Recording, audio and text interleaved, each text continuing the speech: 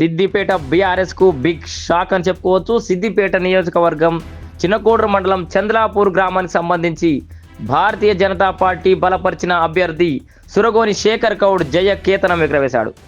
మరోవైపు ఇది ZP chairperson గ్రామం అవడంతో సర్వత్రా ఆసక్తి నెలకొంది. జెడ్పీ చైర్పర్సన్ గ్రామంలోనే భారతీయ జనతా పార్టీ బలపరిచిన అభ్యర్థి జయకేతనం ఎగరవేయడం నియోజకవర్గ వ్యాప్తంగా కూడా చర్చనీయాంశంగా మారుతోంది.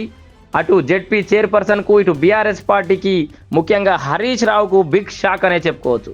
సో గెలిచిన అనంతరం సురగోని శేఖర్ గౌడ్ మాట్లాడుతూ బీఆర్ఎస్ పార్టీ నాయకులు ఎన్నో కుట్రలు చేశారని, ఆ కుట్రలని ఛేదించుకొని గెలవడం జరిగిందని తెలిపారు. ఒక్కొక్కరి భాగవతాన్ని బయట పెడతాను కూడా చెప్తున్న సందర్భం. ముఖ్యంగా బిడ్డ, నువ్వు ఎక్కడో సాటుకుండి కుట్రలు కుతంత్రాలు వన్నుడు కాదు. ఈకా నుంచి డేరుగా వస్తా, ఈకా నుంచి నీకు నాకే పోటీ.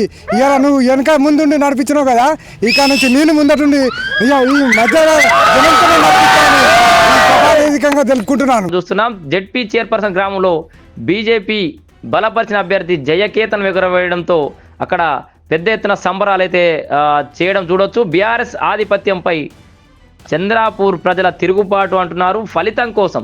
సో ఎమ్మెల్యే ఎన్నికల ఫలితాలకు ఎదురు చూసినట్టుగా గ్రామానికి సంబంధించిన ప్రతి ఒక్క ఓటరు అర్ధరాత్రి వరకు కూడా అక్కడే ఫలితాల కోసం ఎదురు చూడడం నిజంగా ఆశ్చర్యం కలిగించింది. ఇక అణిచివేతపై తిరుగుబాటు చేసిన జనం అంటున్నారు చేతులు కట్టుకుని నిలబడే పరిస్థితులు మారాయని అంటూ శేఖర్ గౌడ్కు చెయ్యెత్తి జై కొడుతున్నారు జనం.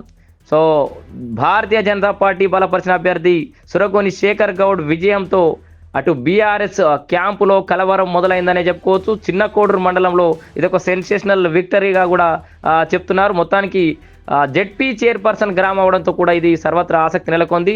మరోవైపు స్వతంత్ర అభ్యర్థులు, మిగతా పార్టీలో గెలిచిన అభ్యర్థులను సైతం లాక్కుని పోయి బీఆర్ఎస్ పార్టీ హరీష్ రావు కండువాలు కప్పుతున్నట్టుగా కూడా కొంత సమాచారం అందుతోంది. ఏది చేసినప్పటికీ ఈ ఒక్క విజయం సో బీఆర్ఎస్ పార్టీ గుండె కాయ మీదనే కొట్టినట్టుగానే అని చెప్పేసి కూడా చెప్తున్నారు. సో జెడ్పీ చైర్పర్సన్ గ్రామాన్ని కాపాడుకోలేకపోయిన హరీష్ రావు అని చెప్పేసి కూడా అక్కడ ప్రజలు కూడా చెప్తున్నటువంటి సందర్భం చూస్తున్నాం.